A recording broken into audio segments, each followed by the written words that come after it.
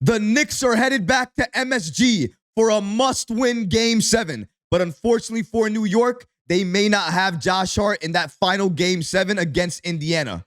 Early on in Game 6, Josh Hart seemed to injure his abdomen. And even though he came back into the game, he often went out of the game because he was in so much pain. We're going to break down exactly what happened to Josh Hart, that injury, and potentially how long he could be out for. All of this and so much more today. If you're not already subscribed to the channel, go ahead and hit that subscribe button now. And make sure you have notifications turned on so you don't miss a second of the new content. And now, let's get started. The Pacers force a Game 7, and Josh Hart gets injured in the process. This is just one injury after another injury after another injury. And now, shout out to Knicks PR on the app X. We have the following update about Josh Hart and that injury he suffered in Game 6. According to them, Josh Hart, abdominal soreness, is out for the remainder of the game. That was the update late last night. Now, unfortunately for the Knicks, we didn't get much more updates after this, but as you can see here, it does not look good. Josh Hart came back into the game with the abdomen heavily taped. And then, at times on the bench, you can see him holding the abdomen with what looks like an ice pack on that abdomen. And he's covering his face with a towel, likely because he's in so much pain and he doesn't want anybody to know about it. There's a lot of reasons why the Knicks lost against the Pacers in Game 6, but Josh Hart going down has to be one of those main factors. He is the heart and soul, no pun intended, of this team. When he's playing at full health, he gets rebounds, he goes after all of these loose balls. But last night, you can see, because of the injury, after he suffered it, he wasn't doing the normal Josh Hart things that we've grown accustomed to seeing over the course of this postseason. It looked like he was going away from the type of contact he would usually run into because of that injury. And you can't blame him for it. If Josh Hart is suffering from abdominal soreness, then clearly he's not going to be the same player, and he wasn't out there. So much so that Josh Hart went to Tom Thibodeau and requested to be out of the game. He had to go out of the game because of how much pain that he's in. Josh Hart does not do that. He is Ironheart. He plays through each and everything he possibly can play through. The fact that he couldn't play through that lets you know how bad it is. But the main question is he going to play Game 7? And if he doesn't play Game 7, is he going to return for the postseason if the Knicks clear the Pacers in Game 7 and go on to the Eastern Conference Finals? Shout out to NBA insider Evan Siderty for giving us the following information and update about players and this type of injury and how long it takes for them to come back. According to him, the typical timetable, even for low-grade abdominal injuries in recent NBA history, suggests a 1 to 2 week absence. With less than 48-hour turnaround time here, Josh Hart's status for the Knicks in Game 7 is likely seriously in doubt. So clearly, NBA history would suggest that given Josh Hart's injury, even though we don't know the full extent of it right now, if it's some type of abdominal injury, it's likely he could miss 1 to 2 weeks. But again, we're talking about Josh Hart here, not some ordinary NBA player. If Josh Hart can play, he's going to play. What did Jalen Brunson have to say about Josh Hart and that injury? I am so happy that we have that information. Shout out to Steph Bondi, an NBA insider with the New York Post, for giving us this following update. According to him, Hart seemed to be in pain outside of the locker room, but Jalen Brunson said the following: I assume he's going to play. It's Game 7.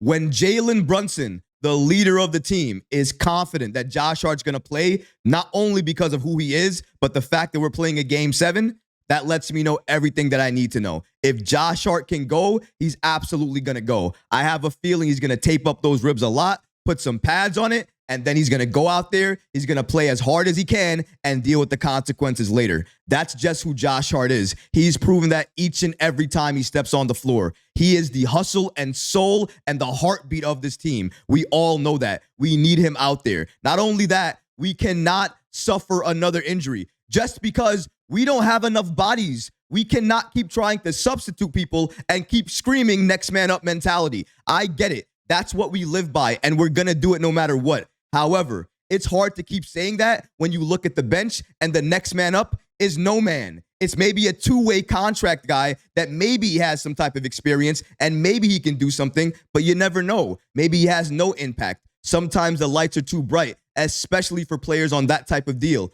The last thing the Knicks needed right now was another injury. But at this point in time, it's exactly what we're dealing with.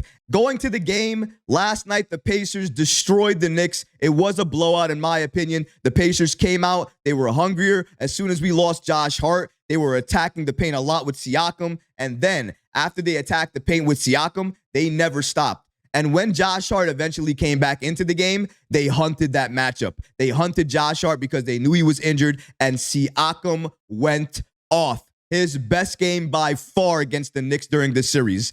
25, 7, and 5. If Josh Hart was healthy, I don't think Siakam scores that, and I also don't think the Knicks lose this game. But again, we can't look backwards. We have to look forward. Game 7 is scheduled for 3:30 p.m. on Sunday. And the Knicks just played last night. This is very quick in terms of a turnaround time. Just to let you know how quick, Minnesota, who played on Thursday, is playing in the evening, even though the Knicks, who just played, is playing during the afternoon. Make it make sense, because I can't. The series is again tied 3-3. Final score was 116, Knicks 103. Brunson 31-5, McBride 20, DiVincenzo 17-4, Halliburton 15-6-9, and he also played sensational defense on Jalen Brunson. His switching on Jalen was very, very impactful, and I thought he made it difficult on Brunson when he went into the paint. So shout out to Halliburton for stepping up and actually showing up in a game 6, a closeout game for them, and actually contributing and having an impact. I want to see if that holds true when game 7 is being played at MSG. I thought the Pacers did a very good job on Deuce McBride this time, because every time Deuce this time would set a screen to free up Brunson, what they would do was they'd keep one defender, a trailer likely, with Deuce, and they would still put 2 or 3 people in the paint with Brunson, clog up the paint, make his life a little bit more difficult, make the shots he was taking harder, and that was the game plan for Jalen Brunson. It worked very well for the Pacers. They took him a little bit out of the game in that first half. Then in the second half, he started to come alive. But at that point, it was too late. We had lost Josh Hart at that point in time. Jalen Brunson himself, even though he was cooking a little bit, we were just going back and forth with buckets. If you're not getting defensive stops and you're just trading buckets, you're not going to win. And then in the fourth quarter, boom, they never let up. They never stopped. They kept their foot right on the Knicks, and they made sure we could never come back into the game. Credit for them doing that, because even if they gave the Knicks a little bit of room, a little bit of space, we would have definitely came back into that game. Who knows what would have happened? But we're never going to be able to answer that right now, because the Pacers handled their business. They dominated us, and they took care of home court. I said it in a previous video. Indiana is one of the hardest teams to beat at home. But you know what? In this series, the home teams have won each and every game. Why did we play so many games? Why did we play so many minutes? Why did we put our starters out there each and every game during the regular season? Right here, right now, for this moment. We did not duck any smoke. We took the second seed, and we now have home court advantage in the second round. We are playing a game 7 against Indiana. I don't have to tell you about the history there, but we're playing against them in our house, MSG. And since the home teams have won each and every game, I am absolutely going with the Knicks to close out the Pacers in game 7 and get ready, locked in, and focused for Boston come the Eastern Conference Finals. Jalen Brunson is magical at the Garden. He is going to put on a show, and I promise you, I guarantee you, he is going to remember what happened in Game 6. He is not going to forget what happened in terms of his performance. He is going to come out in Game 7 with a mission, a statement to prove, and I think he's going to have a huge monster game. And he's not going to be the only one. I think Dante DiVincenzo is going to come alive. I think Deuce McBride's going to hit one big shot after another big shot. And I think this Knicks team is going to come together and find a way, because that's what we do. That's what we always do. You count us out. You put our backs against the wall. You tell us we can't do it. And what do we always do? We overcome the obstacle. We beat the adversity. This time is not going to be different. Credit to the Pacers. You took care of what you needed to take care of. You protected home court, and you forced the game 7. Shout out to you. Now it's time for the Knicks to do what we need to do. Protect home court, take care of the Pacers in game 7, and head to Boston on Tuesday for a game 1, and we're going to make sure that series is absolutely competitive. And let's take a look at a little bit of the history here. Knicks in Game 7s at MSG. First of all, take a look at their opponents the last 2 times. 1995 conference semifinals, Pacers, and they lost that one. 1994 conference finals, Pacers, and they won that one. Now, another Game 7 in MSG, Brunson and the Knicks, Halliburton and the Pacers. Who is going to win that Game 7? You already know who I'm going with, and I know who each and every single one of you watching this video is going with. The Knicks. And the Knicks are absolutely closing out the Pacers. I said it before. The home teams have won each and every game of this series. The Knicks are going to take Game 7 against Indiana, and then they're going to have their focus and their sights set only on the Eastern Conference Finals and Boston. But Sunday, 3:30 p.m., Knicks versus Pacers. Game 7 at the Garden. Not only is it a must-watch, it's a must-win, and the Knicks are going to do that. Jalen Brunson will not let us lose. Tom Thibodeau will not let us lose.